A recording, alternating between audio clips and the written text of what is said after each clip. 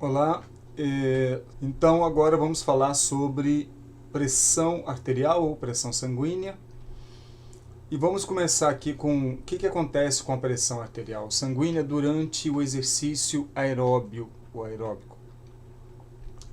Imaginando aqui uma corrida com intensidade progressiva. Então aqui, ó, resposta generalizada, as pressões sistólica e diastólica durante um teste contínuo com exercício progressivo na esteira.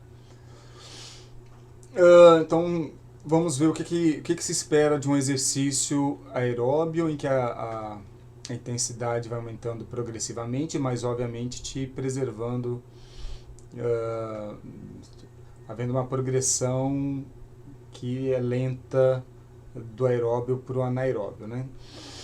Então, o que acontece é mais ou menos isso aqui. Em vermelho eu tenho a pressão sistólica, em amarelo a pressão diastólica. Quando você começa a fazer o exercício, mesmo numa intensidade baixa,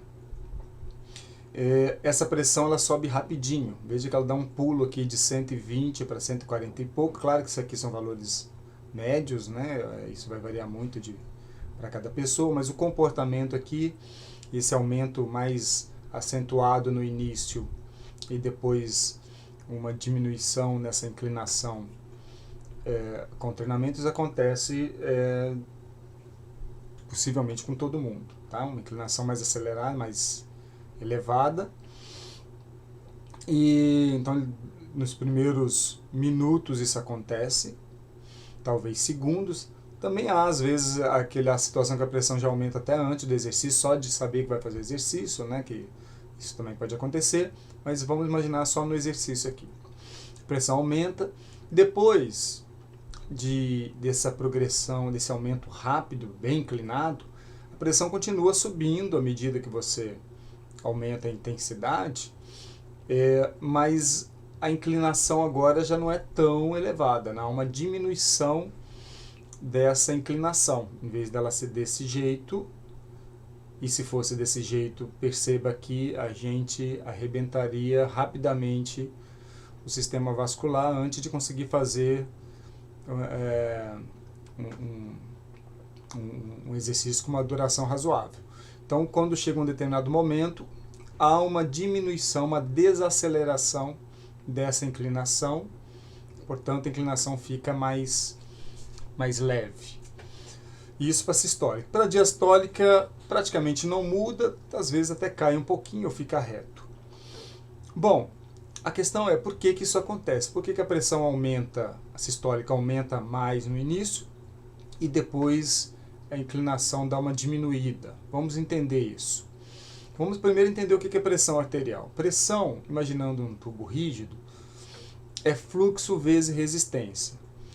Num sistema vascular humano, isso aqui é um pouco mais complicado, não é só isso, depende de outras coisas, por exemplo, a viscosidade do sangue, o comprimento do vaso e tal. Mas isso aqui já nos dá uma boa noção para entender o fenômeno. Então, pressão é fluxo vezes resistência.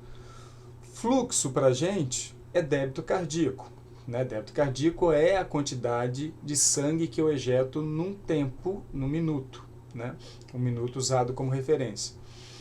E a resistência é a resistência periférica, basicamente a resistência dos vasos, que é por onde o sangue passa. Claro que eu posso causar resistência no vaso pressionando o músculo ou contraindo o músculo, mas a resistência no final, como causa, no sistema vascular. Então, pressão arterial e pressão sanguínea é o débito cardíaco, volume, fluxo, vezes a resistência periférica. É assim que se aumenta a pressão, é assim que diminui. Então, como aumentar a pressão? Ou pelo fluxo ou pela resistência. Como diminuir? Diminuindo ou fluxo ou diminuindo a resistência. Então, débito cardíaco é o volume do sangue ejetado em um minuto pelos ventrículos, né? Não só pelo ventrículo. Ou seja, frequência cardíaca vezes o volume sistólico é a mesma coisa que débito cardíaco, né? Volume sistólico é a quantidade de sangue ejetada a cada batimento. Se eu multiplico por número de batimento no minuto, eu tenho débito cardíaco. Então, a pressão ela é definida pela quantidade de sangue que passa aqui, porque o sangue passando aqui é o que eu estou chamando de fluxo, né? O volume de sangue que passa aqui, e pela resistência desse vaso. Se o vaso está mais estreitado ou mais enrijecido, ele vai gerar mais resistência do que um vaso mais relaxado, mais complacente, né? que cede mais a uma pressão. Né? Então a lógica é mais ou menos isso. Isso para a pressão, vamos entender, não sei se eu consigo explicar usando esse slide, mas a pressão sistólica é a pressão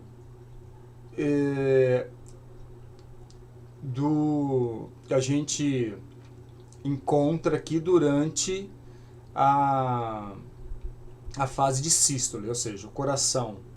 Quando o coração está contraindo para ejetar o sangue, ele vai enfrentar uma carga aqui nos vasos, né, uma pós-carga, uma carga orgânica do organismo. E essa é a pressão sistólica. Essa é a pressão sistólica. Então, após a sístole ter enfrentado essa pressão aqui, que é a pressão sistólica, você vai ter a fase de diástole, de relaxamento do coração. Esse sangue, obviamente, ele está caminhando por muitos vasos, mas depois da sístole e começa então a diástole, você não tem mais pressão do coração forçando o sangue para fora, porque o coração agora vai começar a relaxar. Agora aqui dentro você está cheio de sangue, ainda há pressão. Mas essa pressão agora começa a cair, porque eu já não tenho o coração forçando sangue para fora. Essa pressão vai caindo e ao final da diástole, você ainda tem pressão aqui dentro, mas que será bem menor do que durante a sístole. A pressão ao final, então, da diástole é a chamada pressão diastólica. É a pressão que está aqui dentro do volume que está aqui. Do volume de sangue que você tem ainda dentro do sistema arterial. Tá?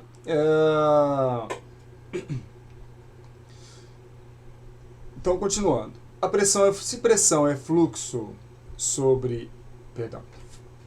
fluxo vezes resistência, então nós temos que fluxo é pressão dividido pela resistência, obviamente num tubo rígido, aqui é uma aproximação com o sistema vascular. Então eu estou dizendo que, obviamente que você faz todas as conversões aqui, inclusive para descobrir o que é resistência. Mas como que eu consigo aumentar o fluxo? Aumentando pressão. Aliás, o aumento de pressão no nosso corpo tem esse objetivo, aumentar o fluxo. Mas também diminuindo a resistência. Se eu diminuir a resistência, o fluxo também aumenta. Tá? Então, importante aqui então é entender que pressão é fluxo vezes resistência e que são esses componentes, pressão e resistência, que vão afetar o fluxo. Eu aumento o fluxo pela pressão ou eu aumento o fluxo diminuindo a resistência orgânica. E estou falando tudo isso para explicar aquele cenário lá no início. Outra coisa muito interessante no sistema vascular, não só no sistema vascular, no tubo mesmo, né, no âmbito da física, estudado pela física, é que a resistência de um tubo ela é inversamente proporcional à quarta potência do raio. Embora isso aqui pareça ser complicado, mas é algo bem simples. O raio aqui, obviamente, é o raio de um vaso, né? Então, eu vou tentar dar um exemplo aqui. Imagine que você tenha um vaso tal, cujo raio desse vaso seja de 1 Não importa milímetros, centímetros, isso não é importante agora para a gente. Um vaso com 1 de raio e o outro vaso com 2 de raio. Né? E aí se você coloca isso aqui na equação, como o primeiro vaso o raio era de 1, 1 elevado à quarta potência continua sendo 1, 1 dividido por 1, então você tem no final o resultado de 1. Agora vamos para o segundo caso. O segundo vaso tinha um raio que era o dobro do primeiro. O primeiro era 1, o segundo é o dobro do primeiro, que é o 2. Quando você coloca o número 2 aqui, eleva a quarta potência, isso vai dar 16. Então você pega 1 e divide por 16, não lembro de cabeça aqui o valor que vai dar, mas obviamente o que a gente já sabe que é algo 16 vezes menor do que o primeiro caso. Ou seja, quando eu dobro o tamanho do vaso, a resistência do segundo vaso ela é 16 vezes menor do que do primeiro caso. Tá? Depois disso eu posso explicar na aula síncrona, que aí eu faço uns desenhinhos para mostrar isso, caso vocês não tenham entendido. Então, em relação aos vasos sanguíneos, corrija aqui para mim, ó, ficou errado. Sanguíneos, o fator mais determinante para o fluxo é o diâmetro dos vasos. Porque os vasos, principalmente aquilo que a gente chama de vasos de resistência, que são os vasos pequenos, os vasos grandes eles são vasos de condutância, né, de condução, não geram resistência importante. Os vasos pequenos que são o problema, porque eles são muito estreitos. Então, o que mais determina o fluxo, o mais importante é o diâmetro disso. O lado bom é que se você mudou um pouquinho o diâmetro, se ele ficou um pouquinho mais largo, você já diminui muito a resistência. Tá? Então, ao se duplicar o diâmetro de um vaso, o fluxo aumentará 16 vezes. Afinal, se a resistência está caindo 16 vezes, você aumenta muito o fluxo. Estou falando tudo isso para vocês porque o exercício afeta muito isso aqui.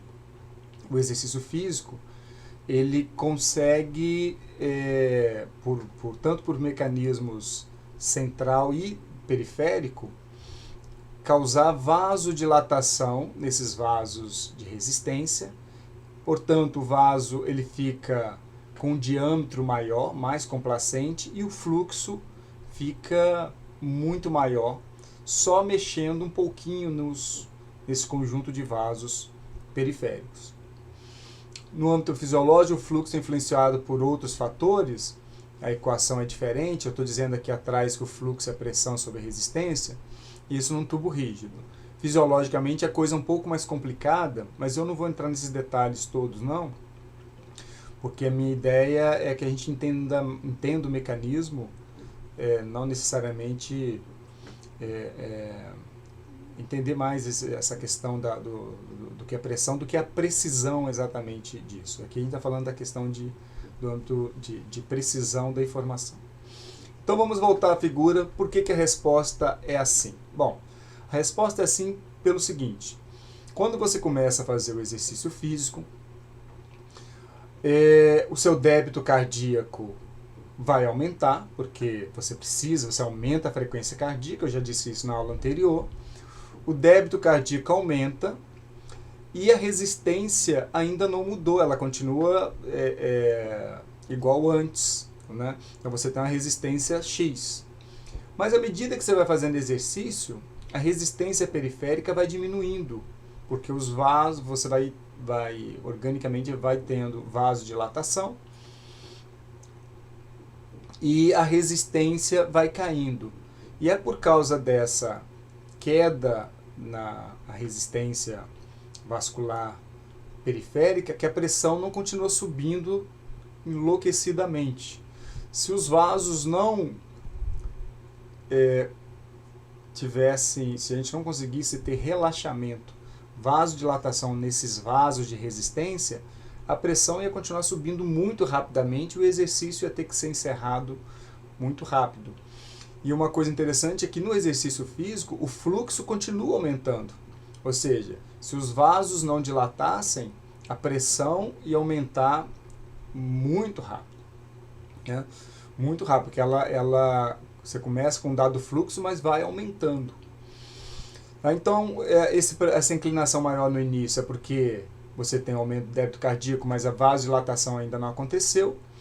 E depois, por causa da vasodilatação que vai acontecendo nos muitos vasos periféricos, você vai ter uma diminuição da inclinação desse aumento de pressão.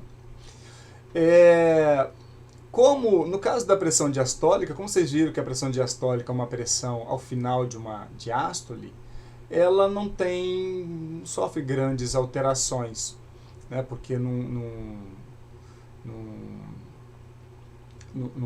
tem mais, você já não está mais enfrentando uma resistência do vaso. Agora você está numa situação de relaxamento em que o sangue está se espalhando, mas você já não tem uma força contra vasos.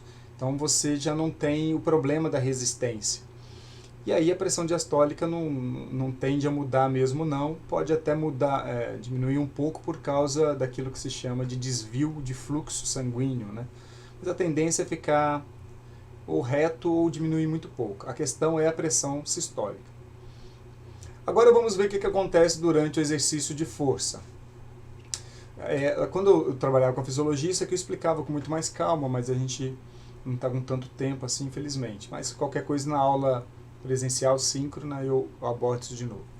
Agora vamos ver o que acontece no exercício de força. Considerando ações sem manobra de Valsalva, com manobra de Valsalva o comportamento pode ser um pouco diferente. E aí sugiro que vocês deem uma lida lá no livro do McCarley, de Fisiologia do Exercício, que ele tem lá algumas páginas falando sobre esse comportamento.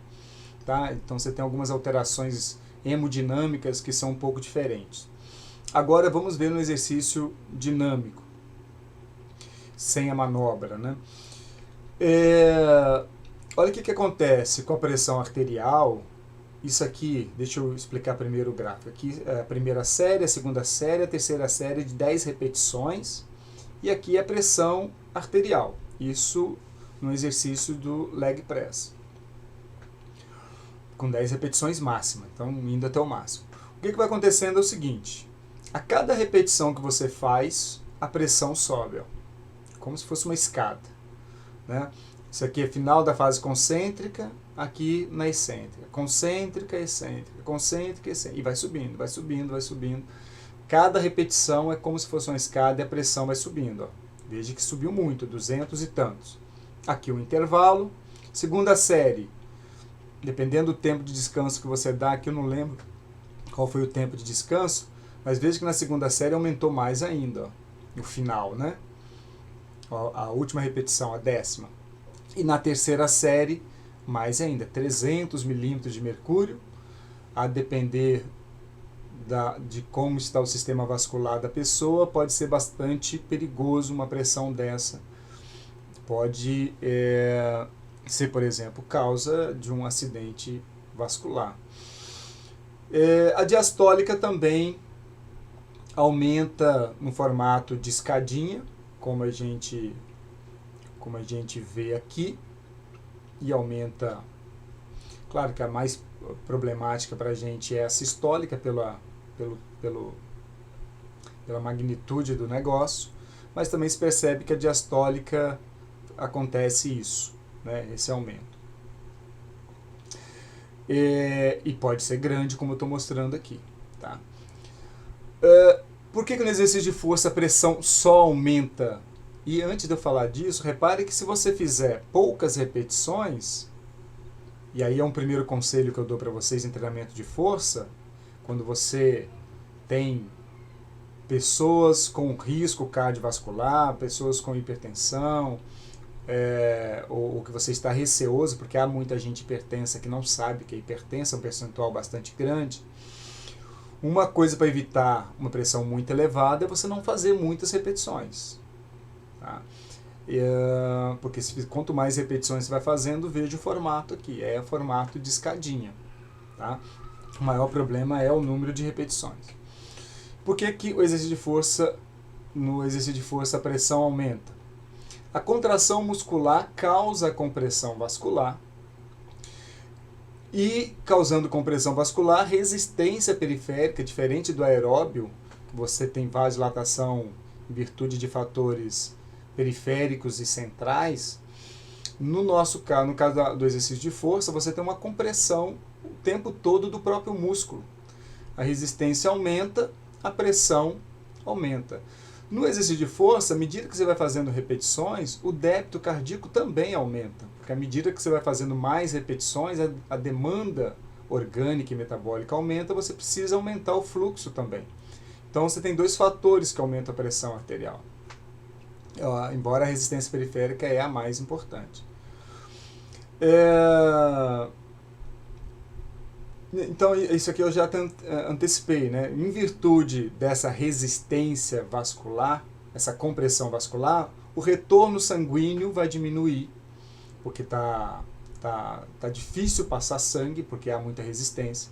Diante disso, o centro cardiovascular tenta restabelecer o fluxo sanguíneo, e com isso aumentando a atividade simpática, que vai aumentar a frequência cardíaca, que vai aumentar o débito cardíaco, e como a gente viu aqui, débito cardíaco aumentado, mais resistência periférica aumentada, sinal de pressão arterial aumentada. Como diminuir uma pressão por esses dois componentes? Então, para diminuir o débito cardíaco, não faça muitas repetições. Para diminuir a resistência periférica, talvez uma alternativa entre uma repetição e a outra, relaxar a musculatura, por exemplo, é uma possibilidade. Mas talvez seja mais interessante, faz algumas repetições, dá um bom descanso. Você poderia, por exemplo, trabalhar membros inferiores, você trabalha lá o leg press 3, 4 repetições, pode até ser um pouco mais, 5, depois você vai para o segmento superior, depois você vai para outro inferior, porque com isso você não faz tantas repetições num exercício só. Isso aqui é de um trabalho do grupo que eu já citei, né, lá de São Paulo, onde eles mediram a pressão sanguínea intra-arterial no exercício de força. E olha o que aconteceu, olha que interessante esses achados aqui. Primeiro, figurinha preta é a primeira série, a branca a segunda série, e o cinza a terceira série. Aqui pressão sanguínea, sistólica. E aqui eles trabalharam com duas intensidades, 40% de um RM e 80% de um RM. Então 40% é menos intenso, 80% é mais intenso. Uma carga maior aqui e uma carga menor aqui. E ainda trabalharam com hipertensos e normotensos. O que eles identificaram então foi... Aqui é a primeira coisa interessante, que no grupo com carga menor, mas esse grupo fez mais repetições, o dobro de repetições que aqui. Olha o que aconteceu com a pressão. Ela aumentou mais, e aqui ela está mostrando um delta da pressão, tá? O valor final menos o inicial, por isso que você está vendo um valor aqui de 70, 80, 90, não é de 300, 400, é um delta, né? Do início para o final. Mas o que ela mostra, então, que 40% de um RM, como fez mais repetições, a pressão subiu mais que aqui, onde fizeram menos repetições, apesar da carga ser maior, apesar da intensidade ser maior. Isso aconteceu para os hipertensos. Para os normotensos, quem não é hipertenso, o comportamento não foi tão diferente, embora a gente vê que 40% é uma carga menor, matematicamente é um pouquinho superior ao de cá, mas parece ser mais problemático ao hipertenso. O hipertenso, o que se viu? Que a resposta foi mais agressiva, né? Subiu mais a pressão, tanto aqui quanto aqui, mas uma intensidade menor, porque o número de repetições foi maior, aumentou mais do que o de cá. Então eu falo isso porque muita gente acha que o problema, o que se deve evitar com o hipertenso, ou para evitar um aumento da pressão, é diminuir a carga. Não, na verdade o que você precisa diminuir é o número de repetições. O número de repetições é mais problemático que a carga. E aqui eles mostram que várias coisas estão associado a esse aumento da pressão, que é chamado de carga total, que é tanto a intensidade, o número de repetições e o intervalo de recuperação. Tudo isso afeta o como a pressão irá se comportar. Claro que a intensidade é um fator que impacta, mas depende também do quanto de repetições, né? Se você fizer 5 repetições a 40% de um RM e 5 repetições a 80%, muito provável que a pressão será maior a 80%. Mas, por outro lado, se você vai até o máximo de repetições possíveis, aí como você vai fazer muito mais repetições a 40%, a pressão vai aumentar mais aqui. E também o intervalo de descanso, porque se você der pouco intervalo, dá pouco tempo de recuperação sistêmica. E essa figurinha eles mostram como que a frequência cardíaca se relacionou com a pressão arterial. Veja que à medida que a frequência cardíaca foi aumentando, a pressão sanguínea também foi aumentando. E como a gente sabe que frequência cardíaca é um dos componentes do débito cardíaco, então o que os autores e as autoras estão dizendo aqui é o seguinte, que no exercício de força, o débito cardíaco também aumentou, junto com a resistência, que já é bem conhecido. Então, no exercício de força dinâmico, o aumento da pressão arterial não está associado apenas à resistência, mas também ao aumento do débito cardíaco. Eles não mediram o débito cardíaco diretamente, mas pelo comportamento da frequência cardíaca se consegue identificar isso. Esse é o artigo, caso vocês tenham interesse. Deixa eu só dar um tempinho aqui, né, que talvez não dá tempo nem de dar pausa aí. Então, só para dar pausa, caso vocês queiram, joga aí no Google, se não achar, me fale que eu devo ter aqui. Aqui vale a pena a gente falar do duplo produto. Duplo produto é um conceito que é o seguinte, é um conceito simples, mas importante. A pressão arterial sistólica, que é mais problemática, né, porque vai um nível de pressão muito maior, vezes a frequência cardíaca. Então, o duplo produto, ele é um bom parâmetro para estimar o trabalho do miocárdio, ou seja, o quanto que o coração está trabalhando, que a gente pode imaginar isso também como estresse, ou seja, quanto mais trabalho, mais estresse para o miocárdio. Quanto mais o coração tem que trabalhar, mais ele está sob mais estresse. Então, quanto maior o duplo produto, maior o trabalho do miocárdio. O duplo produto está positivamente associado ao consumo de oxigênio, ou seja, está dizendo que quanto mais o coração trabalha, mais ele consome oxigênio, maior é o duplo produto. E você estima isso você calcula isso com a pressão arterial sistólica vezes a frequência cardíaca. E por que eu estou falando isso? Porque no exercício aeróbio, é mais provável que o duplo produto seja maior do que no treinamento de força. Então, para uma pessoa que tem cardiopatia, óbvio que tem muitas cardiopatias, mas é provável que dependendo do exercício aeróbio, da intensidade que você faz no exercício aeróbio, como você vai ter uma frequência cardíaca no exercício aeróbio que pode chegar a valores bem maiores do que no trabalho de força, o duplo produto no exercício aeróbio pode ser maior do que no trabalho de força. Claro que isso depende de um monte de componentes de como que eu vou dosar. Mas vocês viram lá atrás, ou na aula passada, eu acho que eu mostrei, que quando eu faço um exercício de força de alta intensidade, mais uma ou outra repetição, 1 ou 2 repetições, a frequência cardíaca mexe pouco. Como a frequência cardíaca mexe pouco, o trabalho do miocárdio também é pequeno. O maior problema do treinamento de força está relacionado ao aumento da pressão.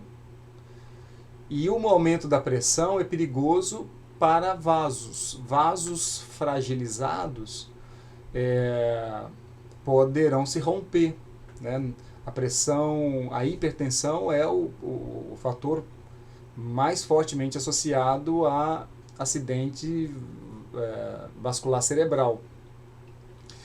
E, então, o que a gente deve evitar no exercício de força, o maior problema é a pressão arterial por causa do risco vascular, não necessariamente por causa do coração em si. É o coração em si de modo geral, se você não fizer muitas repetições, a frequência cardíaca não sobe muito. Se você não fizer muitas repetições, a pressão arterial também não sobe tanto, porque vocês viram que ela é dependente de quanto mais repetições, mais ela aumenta. Então esses são os cuidados que vocês precisam ter.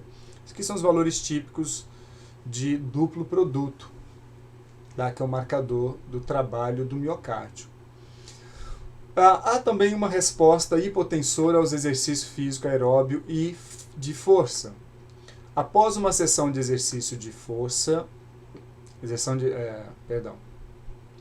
após uma sessão de exercício físico, tanto de aeróbio como força, a pressão arterial fica menor que os valores basais e pode assim permanecer por até 24 horas. A magnitude disso é maior, costuma ser maior no exercício aeróbio. E quais são as explicações? Ou seja, o que eu estou querendo dizer? Depois que você termina uma sessão de corrida, de ciclismo, natação ou treinamento de força, a sua pressão arterial será menor do que antes de ter começado o exercício. Ou seja, é chamado de resposta hipotensora ao exercício, não efeito hipotensor, que é uma resposta aguda, tá? Decorrente dessa sessão. Possíveis explicações. Aí algumas divergências nesse mundo, há coisa para se conhecer ainda, né? Mas o McCarthy, por exemplo, colocava lá que sangue estagnado na rede vascular de órgãos viscerais e membros inferiores, reduzindo o volume sanguíneo que retorna ao coração, voltando menos sangue para o coração, e você vai ter um débito cardíaco menor. Essa é uma sugestão. Tem bastante tempo que eu não leio, possivelmente já tem alguma novidade neste mundo. Uma outra sugestão é um desvio sanguíneo, né? Boa parte do sangue se desvia para outras regiões, como para a pele, por exemplo. É como se você tivesse agora uma área de alcance do sangue muito maior. É como se sua geografia vascular tivesse aumentado. Então, se você tem lá 5 litros de sangue agora espalhado por uma região maior, isso chamado de um desvio sanguíneo, isso poderia explicar em parte essa resposta hipotensora. Há também quem sugira uma perda do volume hídrico. Quando você faz exercício, você perde água. Isso também poderia contribuir em parte para essa resposta hipotensora. Tá? Então, até a última vez que eu li, estava... e também, claro, que talvez seja um dos mais importantes, que é um mecanismo direto no centro cardiovascular. Ou seja, o centro cardiovascular agindo, por exemplo, mantendo uma vasodilatação por mais tempo. Então, são mecanismos possíveis, ainda não completamente definidos, mas esses são alguns mecanismos. Inclusive, isso aqui eu vi numa carta, isso aqui eu vi em outras literaturas, que haveria um efeito direto no centro cardiovascular do exercício físico. Mas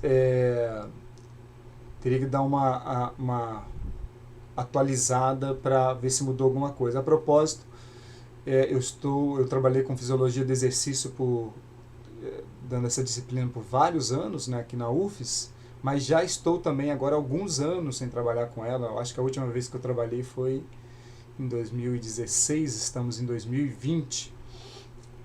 Então, de lá para cá, eu não lembro se eu li alguma coisa sobre isso aqui. Por isso que eu estou falando que é importante dar uma atualizada, ver se os mecanismos possíveis não mudaram. Ou quem sabe até descobriram efetivamente, que eu acho menos provável.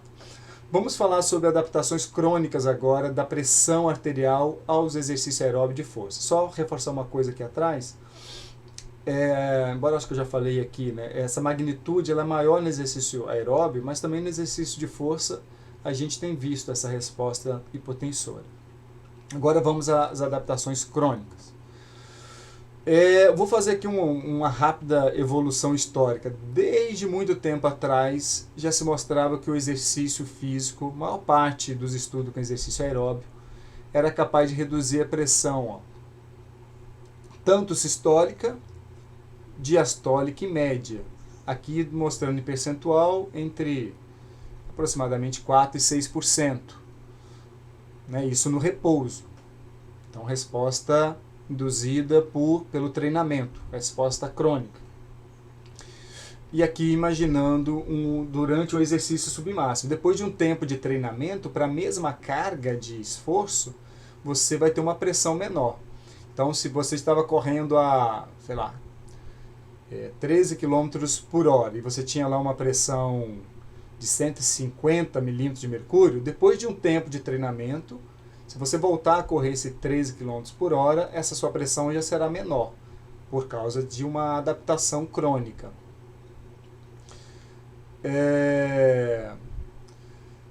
Depois, estudos um pouco mais para frente mostram a mesma coisa, que 9 meses de treinamento em idosos, a gente percebe, ó, queda da pressão sanguínea. A maior redução ocorreu nos 3 primeiros meses de treinamento. E depois eles fizeram uma outra coisa que, ao final aqui do treinamento, dos 9 meses, eles fizeram um mês de destreinamento e a pressão praticamente voltou para o que era antes. Então, mostrando a necessidade ou a importância de quem for usar o exercício como uma estratégia coadjuvante no tratamento da hipertensão, de não cessar o treinamento, né, de se manter treinando. Tanto pela resposta aguda, o efeito hipotensor agudo, mas também porque a resposta crônica pode ser perdida se você parar de treinar. Tá? Então, assim como remédio, você não pode parar de tomar o remédio. Mais para frente, eu estou citando só alguns estudos, né? Obviamente que tem muito mais na literatura. Isso aqui, um outro estudo mostrou uma meta-análise que envolveu 72 estudos sobre exercício e respostas, várias respostas, entre elas pressão sanguínea. Resumindo, na média, a pressão arterial de repouso foi de aproximadamente 2,4 milímetros de mercúrio, aqui sistólica e aqui diastólica. Ou seja, o treinamento físico, de modo geral, reduziu a pressão arterial de repouso em torno de 2 a 3 milímetros de mercúrio. Não foi muito, mas já é alguma coisa. Agora, uma coisa mais importante é isso aqui, ó, que no hipertenso a resposta é maior. Né? Arredondando aqui, 7,5 milímetros de mercúrio. Isso pode te fazer uma pessoa diminuir bastante o risco de acidente vascular, por exemplo. Então, para o hipertenso, o exercício é mais importante do que para o normotenso em relação à hipertensão. Tá? O exercício é importante para todo mundo, mas eu estou falando aqui da hipertensão. Então, aqui eles mostram como foi o comportamento para o exercício aeróbio, reduziu na casa de 3,2, né, 0,4 aqui, sistólico e diastólico, na média. Agora, os treinamentos, como é uma revisão, incluíram vários artigos, os treinamentos variaram muito, né? Tinha treinamento só de 4 semanas e treinamento de 52 semanas. Então, isso dá muita diferença em termos de, muito provavelmente, quanto mais você treinar, quando mais não, né? A gente até viu lá atrás que pelo menos tem que treinar mais que... O ideal é que se treine pelo menos uns 3 meses para você já ter... Se eu voltar aqui atrás, se a gente entender que o comportamento será assim, depois de 3 meses, continuando treinando, não mudou muito, né? Então parece que os 3 primeiros meses são mais efetivos. Depois não continua caindo de forma linear, mas pelo menos continua menor. O treinamento de força. Veja que a queda também foi parecida com o aeróbio, né? Embora oscilou mais, né? Teve gente que bem mais, outros menos.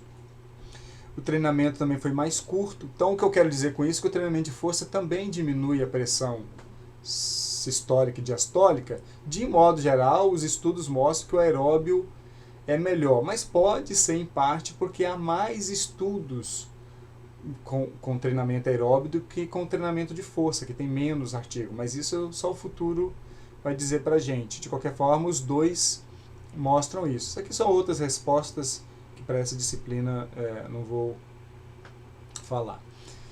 Quais mecanismos explicam a redução da pressão arterial induzida pelo exercício físico? Aí eu estou falando das adaptações crônicas. Quais seriam os mecanismos?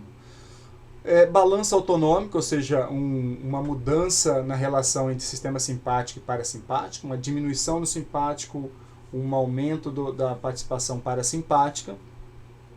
Sensibilidade do baroreflexo. O baroreflexo, infelizmente, não dá para a gente falar com calma aqui, mas é um mecanismo muito importante de interpretação da pressão arterial, e ele é um sistema de interpretação da pressão que informa o centro cardiovascular de como ele tem que agir com o sistema simpático e parasimpático.